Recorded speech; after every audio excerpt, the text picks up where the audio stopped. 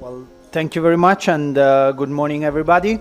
Thank you for the introduction, and thank you most of all for the invitation. It's an honor and a privilege to be here representing Bocconi and the Bocconi Asia Center in front of in this conference.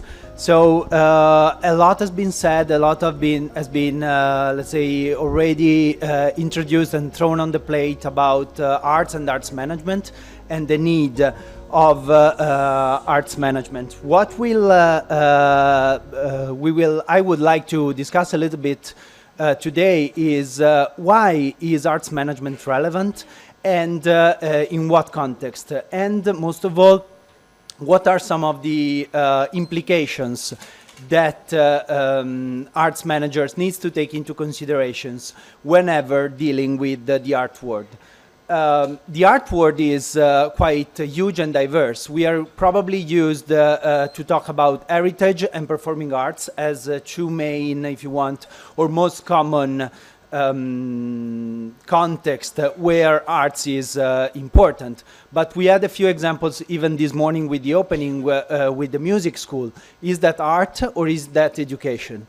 Of course, the discussion on what is the context where arts managers need to be involved and need to be taken into considerations is quite huge, and it's across many different sectors and many different areas of interest. What is most important, and has been already introduced briefly by the previous speakers, are the benefits of arts and cultures.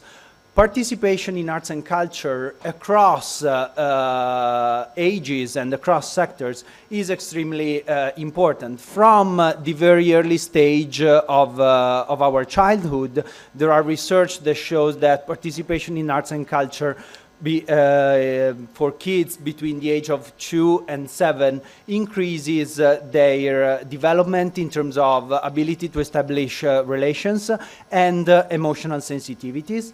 But not only in children, but also in an older segment of the population, the participation in arts and culture is important.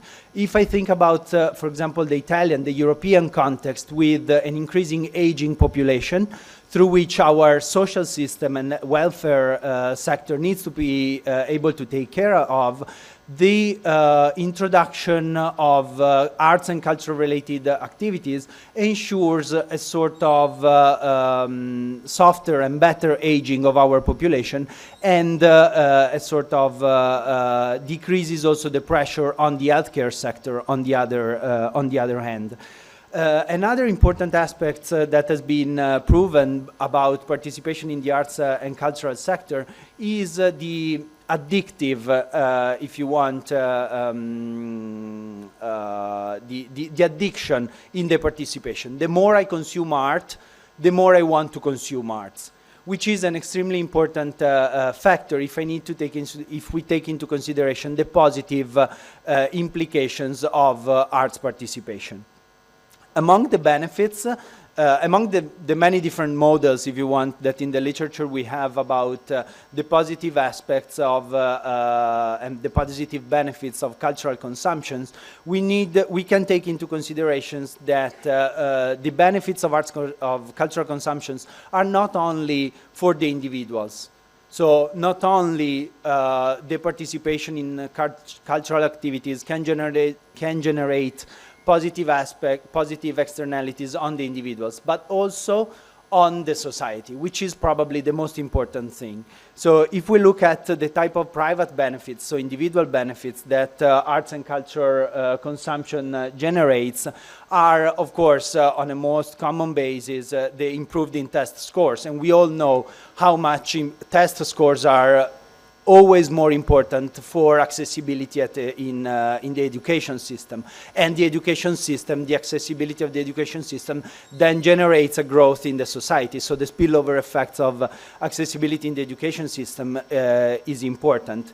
But then, of course, not only the improved test scores, but also the pleasure. Whenever we attend a performance, whenever we go to a museum, whenever we listen, for example, at the beautiful music performance at the opening, we feel pleasure and we feel better. By feeling better, we have most likely a better presence within the society, and we can establish relations in a more, in a better way and in a more open way. Among the private benefits with the spillover effect on the society, we can have, of course, through the improved test scores, we can have more access to education. Therefore, for example, better educated society which can create a more convenient environment for the development of the society itself. And if you want, the pleasure that we create, we can have through, as individuals, through the participation in the arts, can create a better environment in terms of ability to establish relations among people. Among the public benefits that the participation in arts and culture can generate, we have, of course, the economic growth, because, of course, it was mentioned before, in India, but in many countries, it's difficult to understand how much arts and culture activities, how much wealth and benefits they produce in terms of economic return in the society. So the participation and the organizations of festivals, the opening of new museums, besides the visitors who are entering and generating income for the museums, for the institution itself, what kind of benefits do they generate in the society? I go to the museums, but I take public transportation to go there. I take a cab. I eat at the restaurant nearby. Then I go shopping in the mall nearby the museums. So the income generated by the participation in arts and culture as entertainment activities or free time activities can be extremely important and can generate a spillover effect in the society. Other benefits that have been discussed in the literature are, of course, the inner satisfaction. So at the individual levels, why do we participate in arts and cultural activities? Of course, because we find the satisfaction in what we do. So we go to the theater because we gain an advantage, a positive externality on our behaving and on our behaviors. Escapism. We live in a society that gives us a lot of inputs, a lot of stress, from the traffic in the morning to the work environment to the news that every day comes at the international level about the state of our planet, in a way. So the escapism effect of participation in arts and culture generates a positive benefit to the individual. The emotional involvement. Most of the time, if you think about theater production, performances, India is an extremely rich country in terms of live performances and culture, and they are extremely related to the history and the cultural heritage of India itself. The same is for opera in Italy, for example. And we are able to create a connection, an historical connection with these type of performances, which then generates, of course, stronger bonds with the society, because through arts and culture and through the participation in arts and culture, I'm able to learn more about the history and the heritage of a given city or of a given community, therefore developing also stronger links with the community itself. And then, last but not least, the novelty seeking. So why do I participate? Because I want to experience something new. And this can be connected with, if you want, the broader aspect of tourism. Why do I want to travel all the way from Italy to India, or from India to Italy, or anywhere else in the world? Because I want to experience something which is different from my original culture, or perhaps that has a tie with my original culture. Think about all the travels around Europe. The history of Europe, in a way, is a common history that has been generated over the centuries. But even India as a country, all the different communities and the different regional characteristics, if you want, and cultural aspects of India are the sum of the evolution over the years, over the centuries, and are representative of different culture. If we look then at the type of participation that individuals can have in the cultural activities, there are two dimensions. The type of participations that can be passive or active participation. Think about the participation in a music performance. I just enter, I sit, and it's a passive participation. But in a way, if I'm a player, so if I am a musician in the same performance, I have a more active participation because I am, in a way, participating in the generation of the art. And the second dimension is the type of connection that I can create with throughout my participation. So it's a more of an immersion or an absorption. So the more passive or more active, if you want, type of engagement with the performance. And all the different type of participations, they generate, if you want, different type of benefits. So if I participate, for example, in an active way as a musician, I can generate benefits in terms of education because I am practicing whatever I'm the play of an instrument, of the piano, and I am learning by participating. A more passive participation, for example, the participation in a performance, in the opera, in a theater or wherever, it's a different type of learning because I learn, the learn I do must be stimulated by myself, so I need to engage actively. And the type of passive participation is more, creates a benefit in terms of pleasure of listening to the music or of watching the play, for example. So, given the fact that participation in the arts and culture has positive externalities and positive impact at the individuals and at the community level, there are some implications that institutions, public and private institutions must take into considerations. First of all, the cultural consumptions. Second of all, the cultural policies. And third of all, the nudging. The cultural consumptions is important because the type of requests, if you want, and demands by the public is different. So the evolution of our tastes, the evolution also of the offer is important in order to meet the demand of the public. So not everybody is interested in Italian opera. Not everybody is interested in high-end culture. The type of culture that people are interested in could be related to the movie theater, could be related to the low music, could be related to the local artists. So the type of cultural consumptions is huge and diverse, and cultural institutions must take that into considerations. At the same time, the type of cultural policies that governments and institutions must enact have to take into considerations, of course, the objectives that these policies want to meet.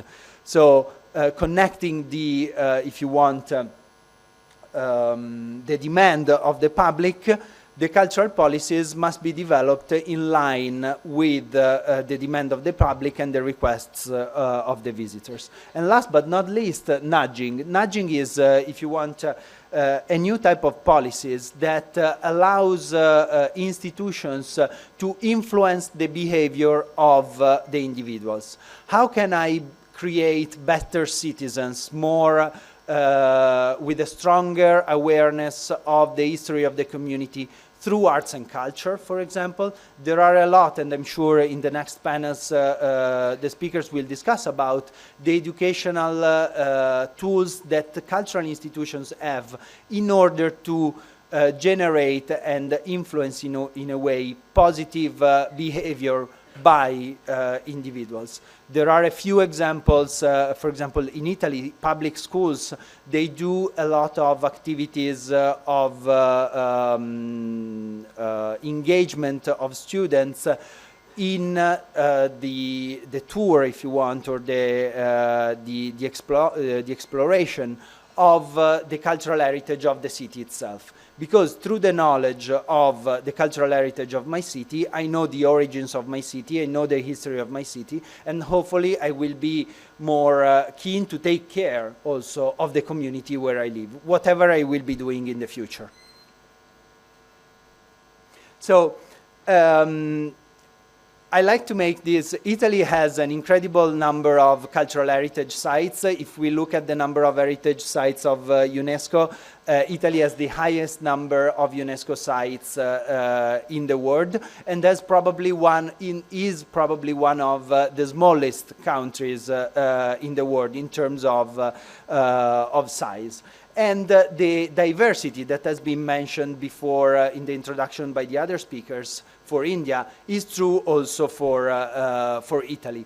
The focus of cultural organizations and cultural institutions in Italy, if I bring the example of Italy, has been on the content, so on the historical part, on the conservation, which is extremely important, because if the government and the institutions didn't take care of the conservation part over the centuries, today we wouldn't be able to enjoy and to access this heritage. But at the same time, now visitors, they request something more. They request to, in a way, live the experience within the cultural heritage. And that's the reason why the management part of the cultural institutions is important for accessibility and for development of the audience, if you want.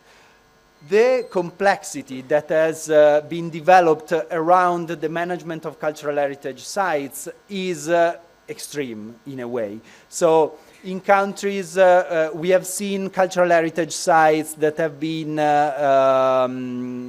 subject to bombing, that have been subject to, if you want, in a way, lack of conservation. There has been also an increasing need to involve different type of publics, because how can I be able as an institution to reach out to the right public? Cultural institutions, they are not there to make profits, or they are not there, they serve a bigger purpose in the society. I think we can all agree that the role of cultural institutions is that of supporting the development of the society by telling the story and the history of the society, by showcasing all the different type of characteristics that the community and the society have. So how one of the most and the biggest, if you want, challenge of cultural institutions nowadays is that of being able to reach out to a diverse type of public and reach those who otherwise would not be able to access the heritage site as well. One of the other challenges that cultural institutions are facing is the high number of visitors. So in a city like, in big cities like Bombay, or even if I think Italian cities like Rome or Venice, visitors, they go to Venice, they arrive, they visit 2/3 critical places that are on the map, and they're missing out hundreds of other cultural institutions, cultural activities that are representative of the community, that are able to create and generate value for the community and also for the visitors. How can we create a network? How can we raise the awareness and ensure that all the cultural institutions can benefit by, for example, the wave of tourists, and not only La Scala of Milano and La Fenice of Venice or the Colosseum in Rome, but all the cultural institutions that are around. Because if on one side smaller cultural institutions have the need of attracting visitors and attendees, on the other side, bigger cultural institutions, most known cultural institutions, have the issues of managing crowds of tourists who enters the institutions, they just follow the flow in a way, and they do not experience, they do not take advantage of the important value that the institutions of the heritage sites can generate. So why is management important in this context? It has been mentioned already by Mr. Sanjoy Roy in his introduction. So if on one side we have the content, the more artistic driven content, on the other side we need to take into consideration that beside and behind the content of the cultural asset, there must be planning, there must be organization, and there must be measurement. So the administration. So the three critical points of management that cultural institutions need to, in a way, intake are represented by the measurement, the organization, and the administration. Cultural institutions must be able to measure their impact, to measure whatever they are doing, which means accounting, being able to have their accounts in orders. Whenever a donor comes to a cultural institutions, wants to see how the money that they are giving to the cultural institutions, whether they are a lot or a small amount, have an impact in the society. How can cultural institutions ensure and reassure, if you want, for example, a donor, that their money are well spent or well used within the very cultural institutions? Administration, in order to project the growth of the cultural institutions over the year, cultural institutions need to be able to plan in advance, 3 years, 5 years, 10-year plan. What is my goal? What I'm doing today in terms of activities, in terms of hiring, in terms of production, in terms of offer, cultural offer, must be in a way of support for my long-term goal as a cultural institutions. Wherever I want to go in 10 years is built year by year. So the strategic, if you want, view of the growth of the cultural institutions must be taken into consideration by the administration. And third cornerstone of the management is the organization. How am I organized inside my cultural organization in order to reach my mid and long-term goal? How many people do I need? Who does what? Who is in charge of communication must have the abilities and the skills to do the communication part, as well as who is in charge of the more artistic part. I'm not an art historian. I wouldn't be able to be the curator of a museum.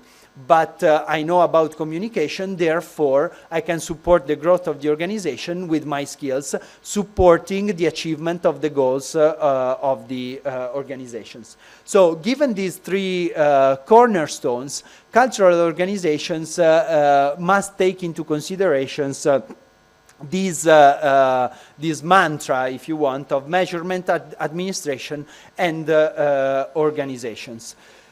And this brings us to a sort of dilemma, the custodianship versus management.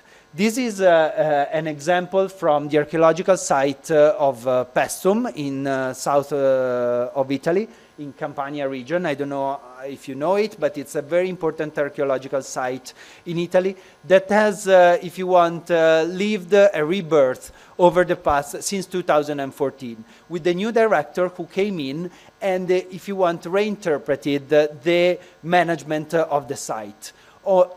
The first image was before 2014. You can see, I don't know if you can see, but there are the fences, and people were not able to access the temple. Although the temple was in a good status of conservation, people were not able to access the temple, were not able to leave the temple and to see the temple in a way, but they could only observe from a distance.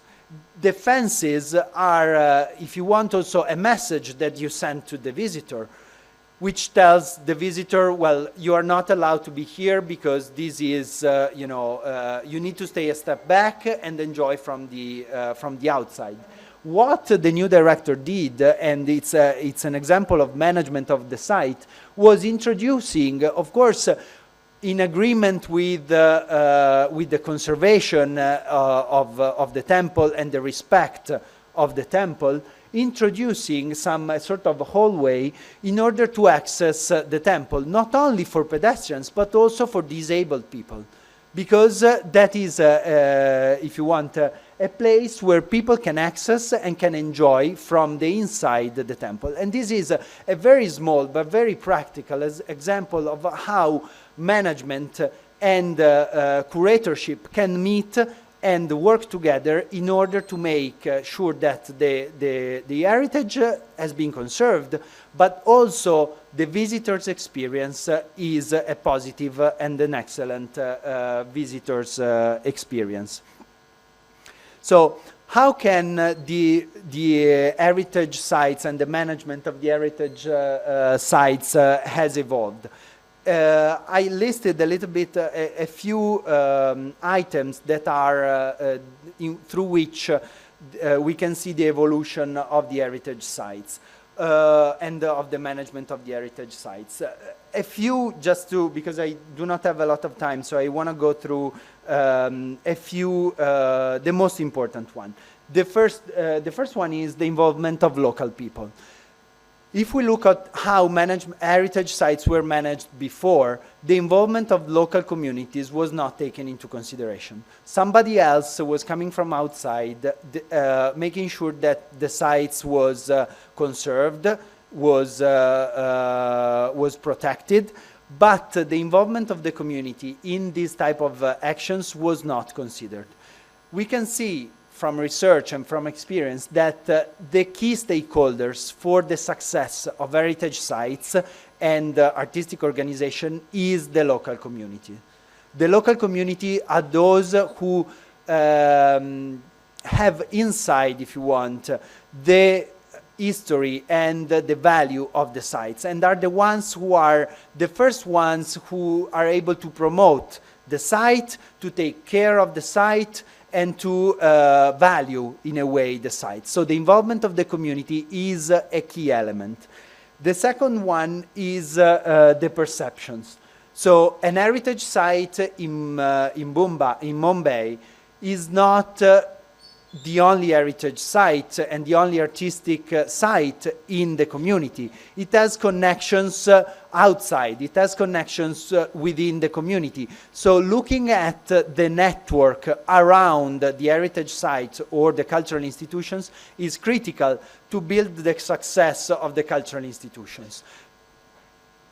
So it's not a concern of the local community and an individual concern, is a concern that affects the broader community, not only the nations, but also the international community. Think about the implications of tourism. I'm coming to India to visit Delhi, Mumbai, and many other cities. Visitors are coming to Italy to visit Milano, to visit Rome, and the conservation and the implications of heritage sites in foreign countries have an implications for tourists from abroad. So if you want, looking at the larger implications is extremely important. And last but not least, finance. Who was supporting cultural institutions in the past? Taxpayers, public money, most of them, for the large part.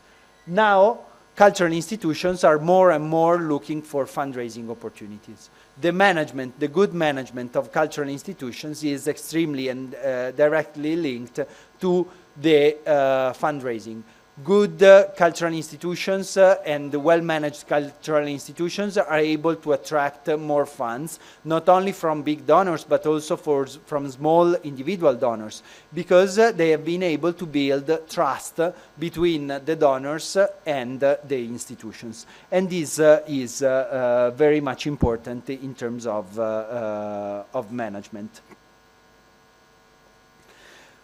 What are some of the implications that cultural institutions need to take into considerations when we talk about management? The first one is the double market. Cultural institutions, they do not support themselves as private institutions, so fully for-profit institutions fully through the sales of services and goods.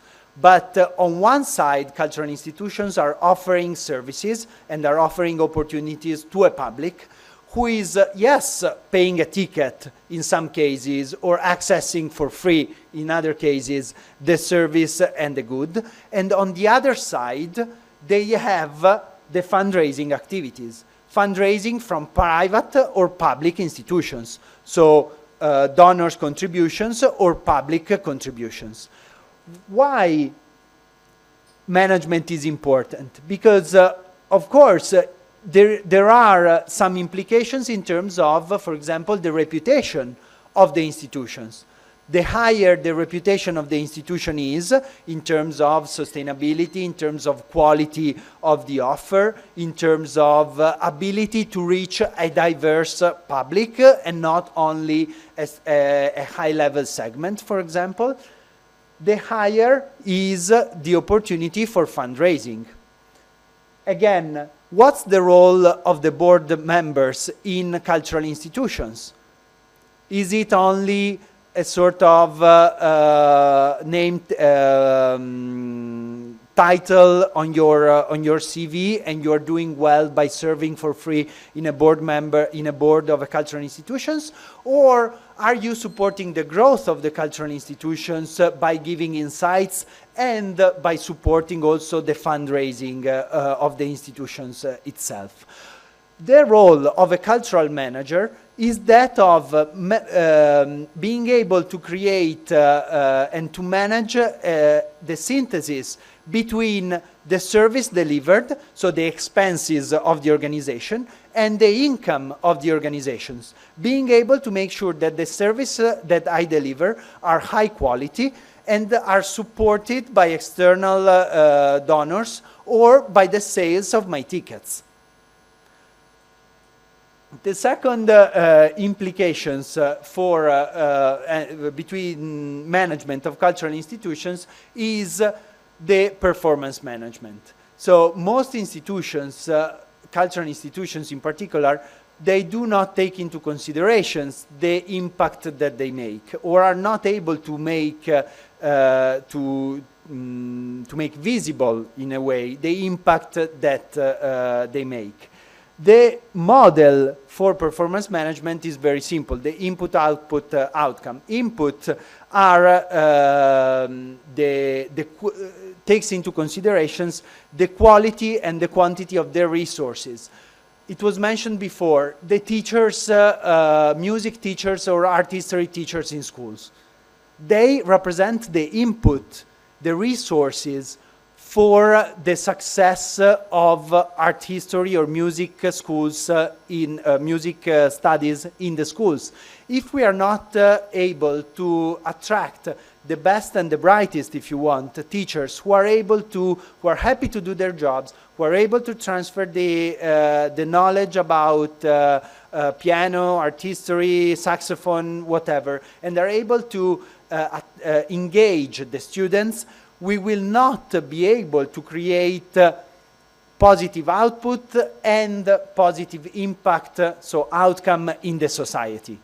The way I use the resources available for a cultural institutions, so the efficiency, is important for the sustainability of the cultural institutions. And managers in cultural institutions are there to make sure that resources are used in an efficient way, which doesn't mean the least resources possible for producing an item, but the best use of the resources available. If I think about La Scala Theatre, the probably most known, well-known opera theatre in the world, the production of a La Scala opera can cost millions of euros.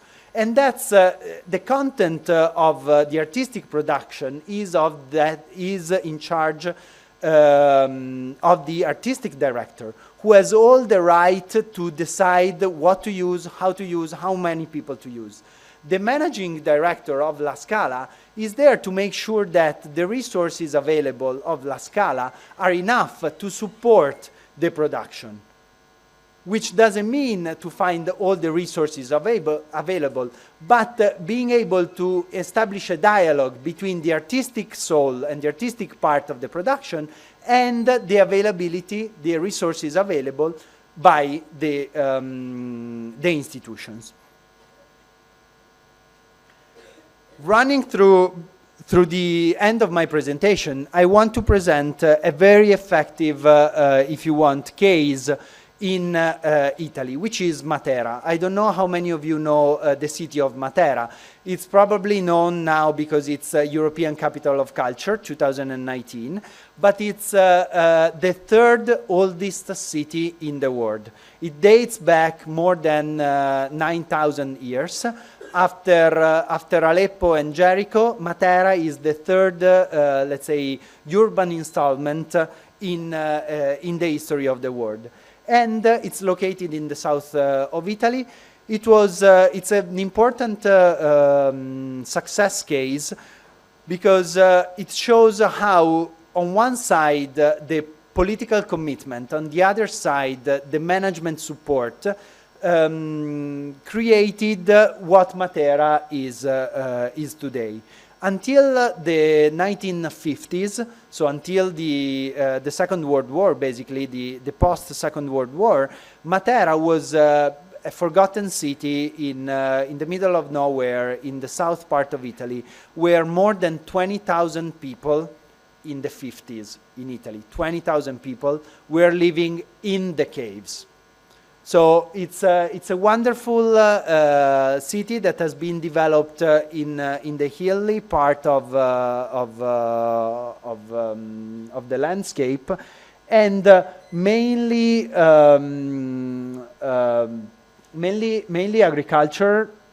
agricultural workers were living in the caves, which created a lot of issues in terms of health and safety, of course. The most important decisions was taken by the Italian government in the 50s and decided to evacuate all the people, so take out all the people from the caves for health and safety reasons, giving them new houses in the more central part of the city. But the risk was that these caves were left alone and forgotten. But the caves, dated back 9,000 years old, they are, if you want, the boxes, the content, they have an extremely important content in terms of cultural heritage and cultural resources, history, not only of the city of Matera, but of Italy as a whole. From the prehistorical ages to the Roman ages, to the Greek ages, to the medieval, and then to the Baroque times and the evolution of the city.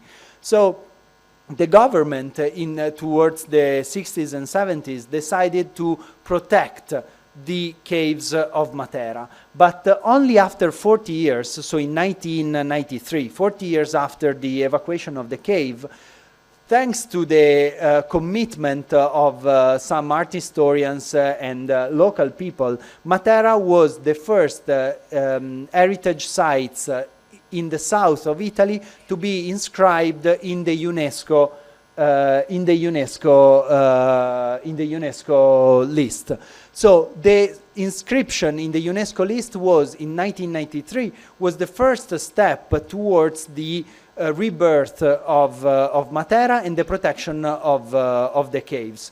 Why the first step? Because as probably you may know, being inscribed in the UNESCO list forces institutions to create a management plan. The management plan of Matera was a strategic, included, if you want, a strategic view of Matera, which ended up in 2019 to be the European Capital of Culture. How did it happen? It happened thanks to the commitment of local citizens, not only in the restoration and the refurbishment, if you want, of the caves, but also in the creation of a promotional network within the city. The second most important step in the rebirth of Matera was the opportunity to sell the caves not only to local people, but to anybody who had a plan to restore the cave and give, if you want, a new value to the cave itself. So attracting investments through the cultural value of the caves of Matera. And now, if you go to Matera, there are private foundations like the Italian National Trust, who owns a small house, Casa Noa, which has been restored and restructured, and is representative of how the local people in the 50s and even before the 50s were living there. So the small kitchen with the chimney, the small bed, the toilet, how it was the toilet, if we can call it a toilet in the 50s, with no running water, of course, the room for the animals, or small boutique hotels. So the opportunity to generate income and attract investments in an heritage site. So this is a small examples, and I'm closing. This is a small examples of how cultural heritage and heritage sites were able to attract investments in a city like Matera, and re-giving birth to a very important city. Just briefly, what Bocconi University is, and the Bocconi Asia Center here in Mumbai really believes in, is the opportunity to develop management skills for cultural institutions. For over 20 years, Bocconi University in Italy and Asia Centers Center in Mumbai is working with the cultural institutions in order to, and students in order to develop management skills. In Italy, the program I'm coordinating, the Master in Arts Management and Administration, works with the most prominent, if you want, cultural institutions, from La Scala to Teatro dell'Opera to many other institutions in Italy, in order to train students and young professionals for the success of the arts and cultural world. And given the cultural vitality and the vibrancy of India in terms of diversity and in terms of cultural offer, this year we decided to launch a new program called the International Program in Arts Management here in Mumbai, which will be developed between Mumbai, Delhi, Beijing and India, in order to, on one side, showcase the cultural opportunities in India and Beijing, on the other side also to support, hopefully, the management skills of cultural professionals in the sector. And it's a way in order also to give back to the society, to give back through the management, if you want, of cultural institutions. So I'll be happy to speak with you about it if you want over the break. So thank you very much, and here are my contacts.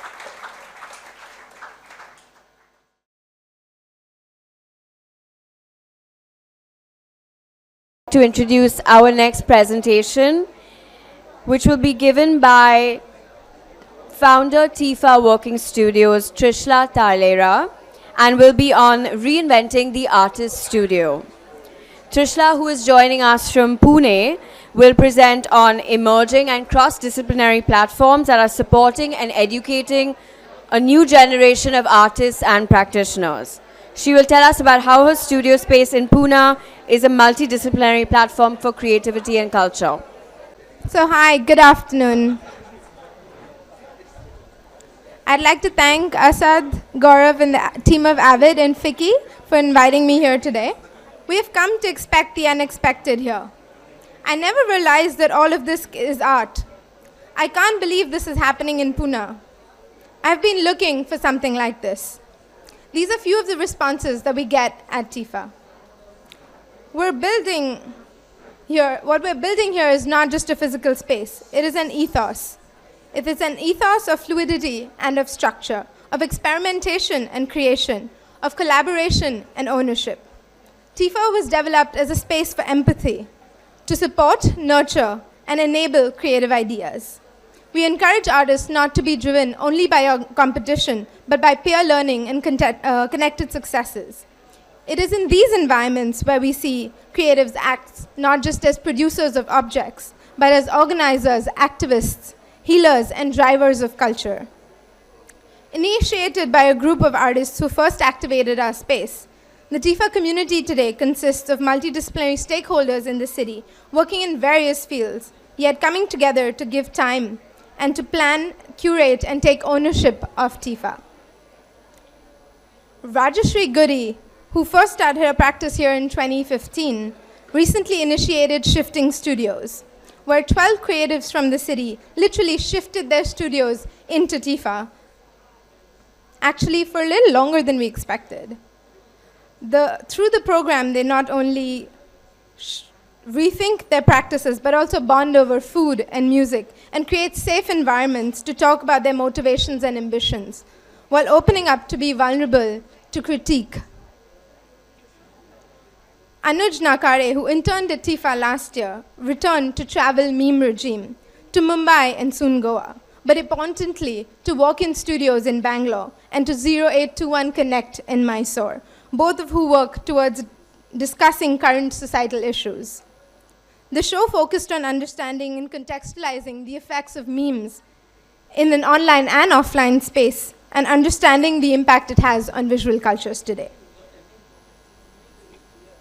The sense of ownership extends beyond the creatives in the city. It extends to artists who have attended our past programs and also friends who share the same belief as us. The ongoing interactions with artists in Bangladesh and Indonesia, specifically the collective Cut and Rescue, has revealed many of the similar difficulties we face in our context, and also thinking together to find solutions to be able to tackle them. This would also be our 4th year of exchange with Bamboo Curtain Studio in Taiwan, which was built on a similar motivation as Tifa 20 years ago. They have been sharing with us how they built the community not only in the local environment, but linked to the international ecosystem. It is with them that we hope to benchmark with global institutions. This work here is by Madhu Das, who is actually a Bombay-based artist, who after the Artel 2016 program was invited by BCS to Taiwan. I started Tifa at 23 along with my brother. I was right out of college with very little knowledge, although my parents only wanted marriage. Situated away from the centers of Bombay and Delhi, the notion of time in Pune is a little bit different. The ecosystem here is not directed by art collectors and the art market. While talking about the ecosystem, maybe there is actually a lack of it. There are no major museums or prominent galleries within the city. And we feel like we play multiple roles, that of an arts center, that of an arts residency, and also of an alternative educational format. Our city is a youth hub. It is pulsating and hungry to interact with new experiences, usually things that they only see on the internet or that they hear happening in Bombay or Delhi. We focus on identifying these youth cultures and engaging with them in various ways, especially through the events that are interactive, technology-led, and experiential. We recently had an event called Sound Codes that used energies and triggers from the body to create music. Now, these are practices that are new not only to Pune, but actually all of the country. We focus on, the book, The Rise of the Creative Class by Richard Florida is one of the cornerstones of creative cultural studies. It shows us the importance of creative clustering and how these formats can be used for imagining our futures. Tifa engages with diverse sectors and audiences to realize the same issues that are being discussed in silos, as we heard the previous presenters also mention. And we are focused on bringing these together. We bring together musicians and engineers, coders and dancers, painters and activists to come together, and it is at these interactions that the energy lies. We observe a larger gap in India. It is in the perceived value of an artist and what they're able to produce. Are artists here simply to decorate walls? I think we will all agree that they are not. And we can use the creative potential that artists have to address the issues within society. At Tifa, we work with contemporary practices and use these practices to often discuss difficult questions. In 2015, we had Shweta Bhattad from Nagpur, who buried herself live in the ground at Tifa to discuss the farmers' suicides all across the country. In 2017, we had Shruti Vishwanathan, who spoke about oral histories and women poets who were missing from our history today. In 2017, we had Malika Taneja, who performed in the nude to talk about women's safety all across India. India is not the metros, as we emphasize over and over again. We're excited to work outside of them to be able to create opportunities and access in tier 2 cities of India. We realize there is a need to extend local dialogues into transcultural arenas and to be able to survive and celebrate this changing world. Let me tell you a little bit about our space.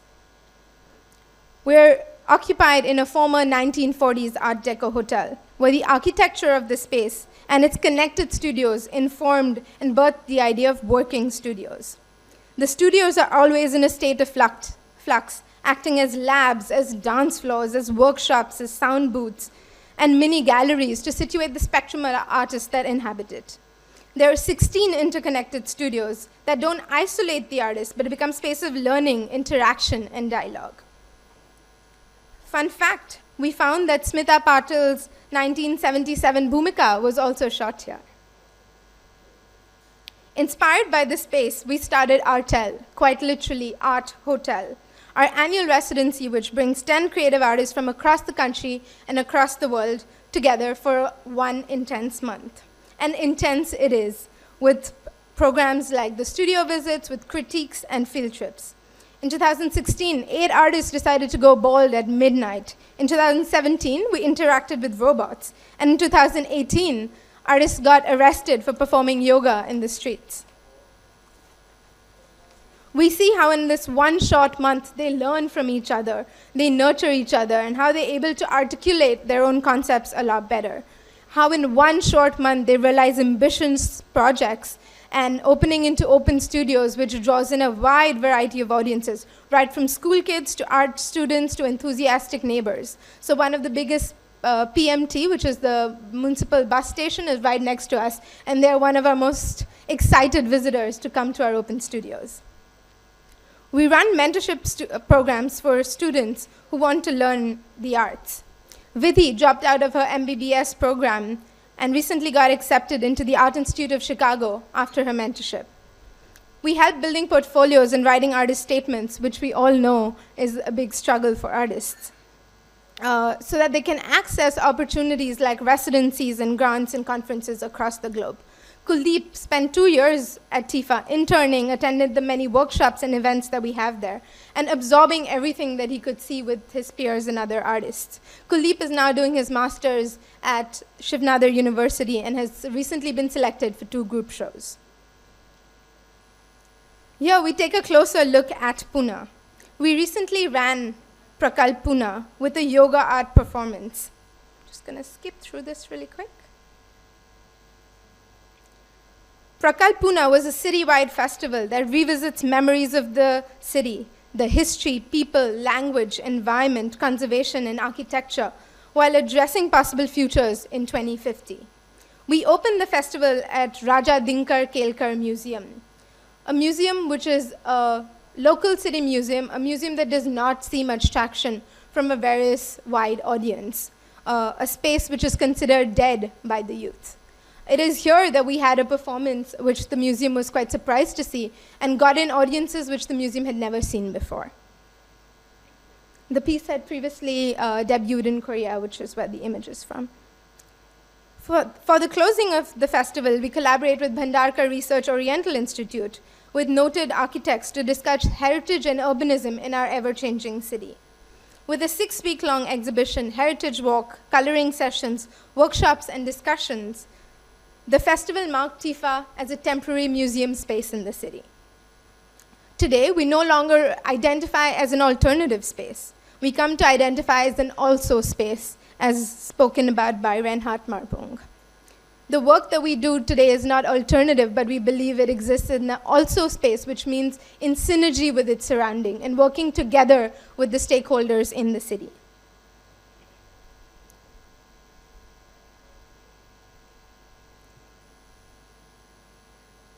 Can you help me with this video? The question isn't how I found the site. I think the question is... No, I don't want that. Over the past 4 years, we have toiled through many ups and downs and constant developments. It has been a fantastic opportunity, and this has opened up access to many spaces for us today, with heritage sites, industrial spaces, and undiscovered venues which we're able to access and program for in the future, and really imagine projects of scale like this one that you see here. This was a work done by Vishal Kedar in a warehouse situated about 40 minutes from the city center of Pune. It was one of the largest works that Pune has ever seen, and a temporary experiential installation of this scale. And a different edition of this work later traveled to the Shanghai Biennale. Over our 4 years, we have learned a lot, and we have realized the challenges that we face within this ecosystem. Coming soon is something we're working on, which is the Art Hotel, which is an extension of Tifa, in order to try and self-fund for the survival of our foundation. We're a young institution, learning to be patient how to work with artists and to deal with creative volatility, which we all have seen artists burst into. We're also learning arts management strategies on the go, and with luckily now having programs like ATSA and also Rashmi with ACRI and the work that they're doing there. And most importantly, to survive without consistent funding. However, this does not dampen our spirits. We aim to do large projects and change the way cities think, function, and to live in synergy with creative communities, corporates, and the government. Tifa is now part of a larger body called Evolving Culture Foundation. For culture to thrive, it must evolve. And therefore, through a strong foundation, we need to build capacity and keep on evolving with our ever-changing times. I would like to leave you with one question. What do we, as artists, curators, arts managers, patrons, and audiences in India today want to imagine for a 21st century? And how do we wish to do it? I'd invite you over for a cup of chai at Tifa so we can discuss this further.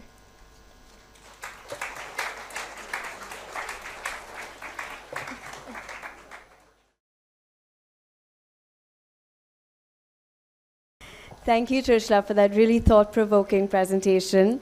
On to the final presentation of the day, which will be Leveraging Technology for the Arts, given by Cultural Strategist and Director of Partnerships at SESQI, Tasleem Somji. Tasleem is joining us from Canada today and will present on innovative and cutting-edge ways in which technology is deployed to engage and educate minds on the arts. Hello. Good afternoon, everyone. Thank you for sticking around. I know it's been a long day and a lot of information, so I appreciate you absorbing all you can. This is going to be mostly a multimedia presentation because I want to show some examples of work that I've done that's been immersive and looked at working with the arts in multidisciplinary ways and how we can combine them together to create more interactive and engaging experiences for our audiences. So I wanted to start with a couple of thoughts. So many, many years ago, Gandhi said that a nation's culture resides in the heart and soul of its people. And then years later, Malcolm Forbes once described diversity as the art of thinking independently together. 3 years ago in 2016, TechCrunch, which is an online technology magazine, said that the key to global empowerment was technology. So I wanted to take these three ideas and think about how we bring all of these thoughts and these ideas together.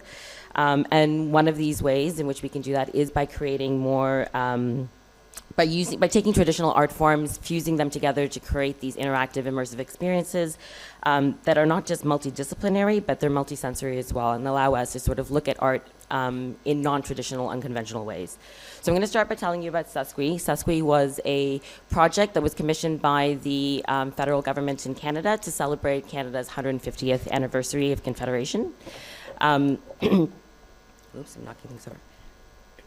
So in at the at Canada's centennial at their 100th birthday, Expo 67 was created to celebrate the country, and all of the provinces and territories came together to create something that would celebrate their part of Canada.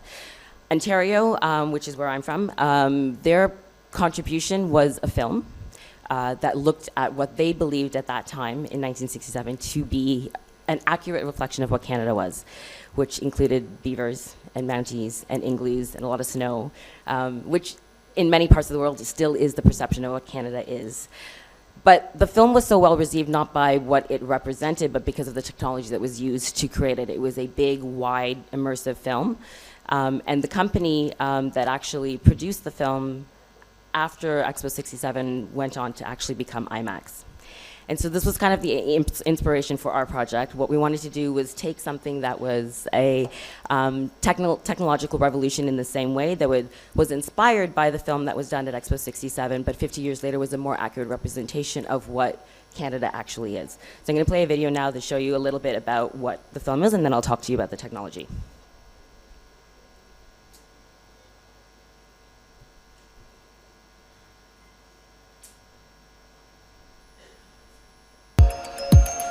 Canada, a land of great natural riches and centuries of culture. 150 years of Canada, and we're still building, still growing, still believing in what's possible. Canada is more than just a place. It's a feeling, a spark that happens when we come together, when we dream together.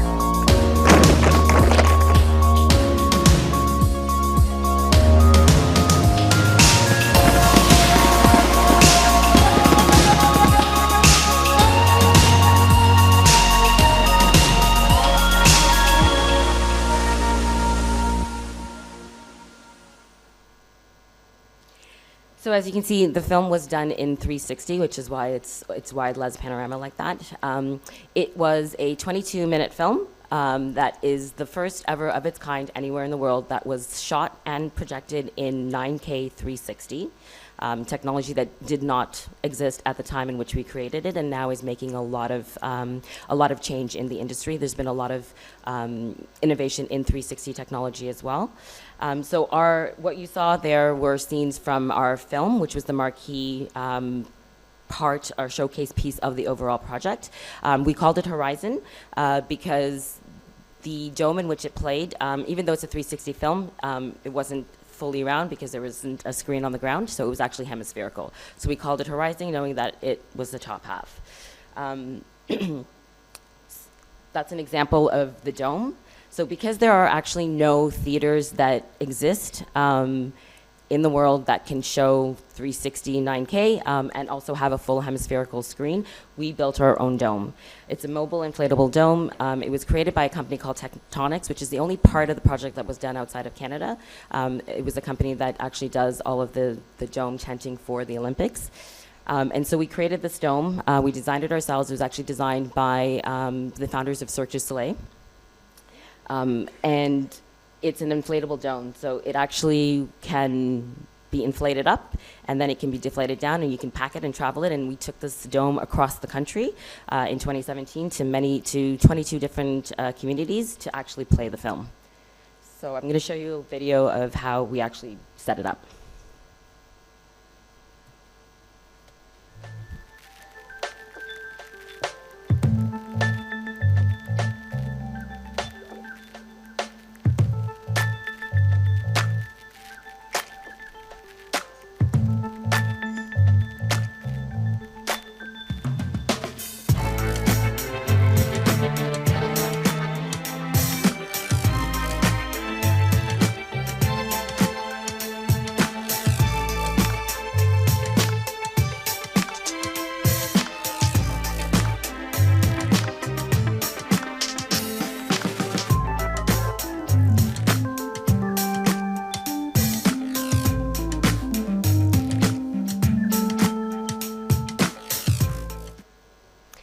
So you'll notice that it does actually kind of look like an igloo, and that was kind of done on purpose because we wanted to show that taking things that are traditional and looking at them from new perspectives. So that was kind of on purpose. So this is just a shot from inside the dome, so you could see what the screen was like. The idea was initially to have everyone facing outwards towards the screen itself and have all the chairs back to back. But what we found, because this was the first time this was being done, what we found was that people were having a difficult time adjusting to where to look on the screen. 360 is very, very new, and so it was difficult for people to watch a film in a non-linear way and know sort of where they should be looking. So to avoid dizziness, we actually flip the screens around. There are challenges. You have to just learn to adapt. We actually had a number of screenings first before we kind of figured out the one that worked for us. So it was good because they were foldable chairs. We actually tried a configuration at one point where we had just beanbags on the floor so people could sit on the floor and just rest up and watch. But that was against Canadian Fire Code. So because it didn't allow for a pathway for exit in case of an emergency. So this was the configuration that ended up at the end. So we had kind of a line of focus so people could feel like they could watch in one direction, and then for those who wanted to be able to explore the idea of 360, they could turn as they wanted to. We were featured, and that's just there was a lot of press about this because it was the first of its kind. All the technology was designed in-house in Canada, in Ontario specifically. Camera rigs didn't exist. All of this stuff was technology that we actually built ourselves. And so Planetarian magazine actually did a big article on us looking at the technology that was used. So where we couldn't actually take the dome, because it was about 80,000 square feet, where we couldn't take the dome, we actually played in planetarium theaters. There's only 5 planetariums in Canada. Most of them actually don't have a full curved screen. A lot of them are actually IMAX screens or OmniMax screens, which means they're big and they're wide, but they're not actually curved. So it was actually quite interesting to work with some of these existing spaces to see how we can actually adapt the film to be on a different angular tilt, or how we could actually adjust the screen that existed in some of these institutions that were already in place. So where we couldn't take the dome and where there wasn't a planetarium, we actually adapted the film to VR. So this was easy. This allowed us to take it to schools and allowed people to actually download it on their phones and watch it at their own convenience from wherever they were. The app still exists, so if anyone wants to try it out and has access to Google Cardboard or a Samsung headset, it's called Sesqui Meridian.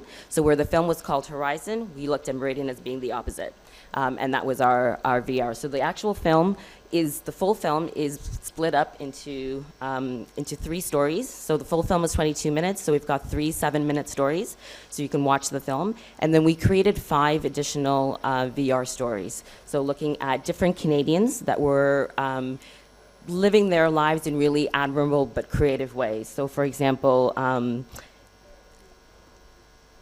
Indian City, let's talk about that one. So Indian City is an Indigenous Native band in Toronto that we shot their first interactive music video. So if you watch the video in VR, depending on where you look, you can literally remix the song just with your eyes. So if you look to the sky, you get more of the ethereal background melody. If you look to the ground, you get more of the bass. If you look towards some of the actual native dancers, you get more of that ethnic, some of the more traditional sounds. So you can actually, as you're looking through and experiencing the video, you're actually remixing the song. So everyone will experience it differently, but the same. And then in addition to that, we had a learning hub. So there were resources that we created with a lot of our tech providers and with all of the different, there was about just under 500 people in total that worked on the project in different capacities, whether they're the people that are featured in the film or the people that worked on the technology or the VR adapters. So we worked with all of them to create these resources that parents and teachers could take into the classroom, and mostly to look at this idea of what home is, what identity is, what it means to us, what national identity means to us, and then to start this dialogue about what we want for the future of Canada, something that will take us to the next 150 years. What it is and what it hopes to be. So this was our vision, to inspire Canadians to be co-creators of the Canada we want for the future. So we wanted to start this dialogue. We wanted everyone to kind of come together and talk about what they wanted for their own future. So I think, as was said at the beginning of the day, it's our right. And so we wanted people to take an active role in creating the future that we all want. And this was a quote from one of the newspapers in Toronto, or actually one of the Canadian newspapers that, So Canada is a continuous participatory creative act, in the words of John Ralston Saul, a perpetually incomplete experiment, an inclusive circle that expands and gradually adapts as new people join us. So it's kind of what we wanted people to kind of walk away with. Okay, so I will show you one last video just to sort of see what the experience was for people.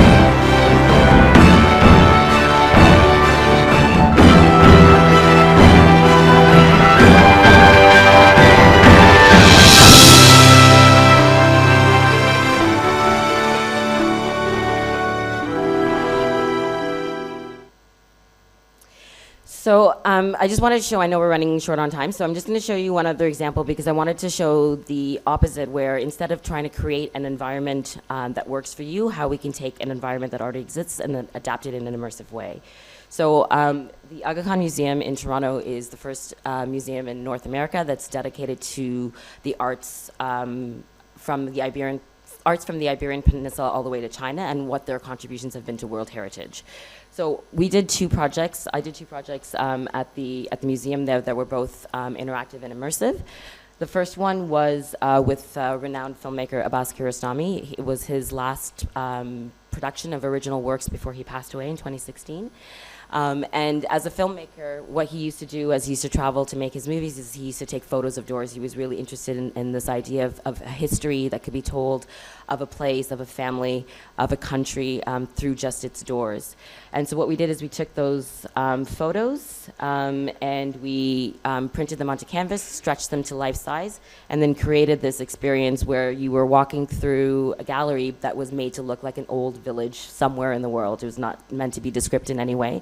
And then we created this 24-hour and 24-minute soundscape. So we would start with birds chirping, and then cars honking, and then children playing, and then dogs barking, crickets. So it was meant to kind of feel like morning through day, all the way night, and it would just loop over and over again as people would walk through and experience. So I'm going to show this just quickly so you can kind of get a sense of what it was like.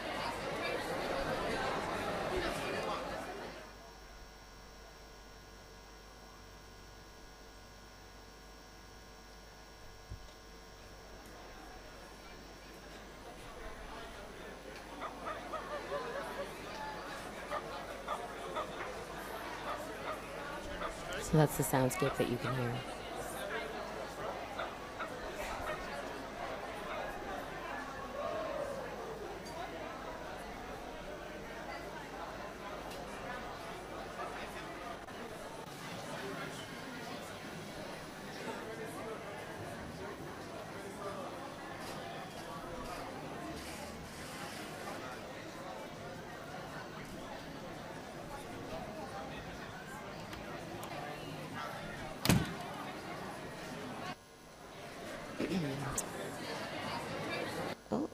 And then the second piece I was going to show you that we did at the museum was we created a yurt, a traditional Mongolian yurt in the winter that sat in the middle of the museum. And the idea was, again, to look at sort of how they lived, how they, and just also looking at the art form of these yurts, because they were so intricate and so beautiful in how they were created so many years ago. So what we did is we actually created a program where we brought in 13 musicians who had never met each other before, each came from a different country, each brought in a different instrument, classical to their country, and we asked them to just create music live. it was part of a bigger exhibition that was called Listening to Art, and seeing music, listening to art. And the idea was about, again, changing perceptions and how we look at art in non-traditional forms. So I'm going to play that last video. And I just wanted to say, can you not play it? Yeah, okay. I was showing these examples because I want to say that the idea of this immersive technology, this interactive programming with the arts, is to bring communities together where we're experiencing things individually, but we enhance our own experiences by sharing them. So there's just a couple of examples, I think, of how we've done some projects in Canada with using technology to kind of leverage the arts in that way. But I'm happy to talk more about it with Anu and Betty afterwards, because I know this is kind of a quick presentation. So I'll play the last video, and then I'll see you guys after.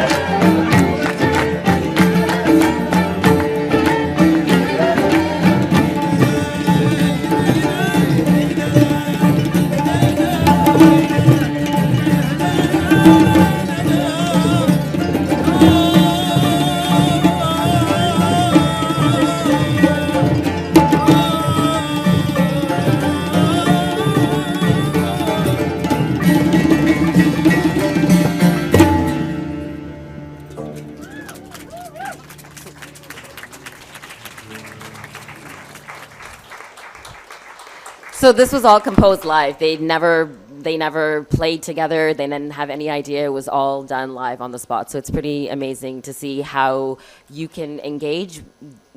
We experience more when we engage more, and I think that was the idea behind these experiences, is that we change them depending on how we engage with them. So there's a big role for us to play as curators, but there's just as important a role for us to play as the consumers as well. So thank you.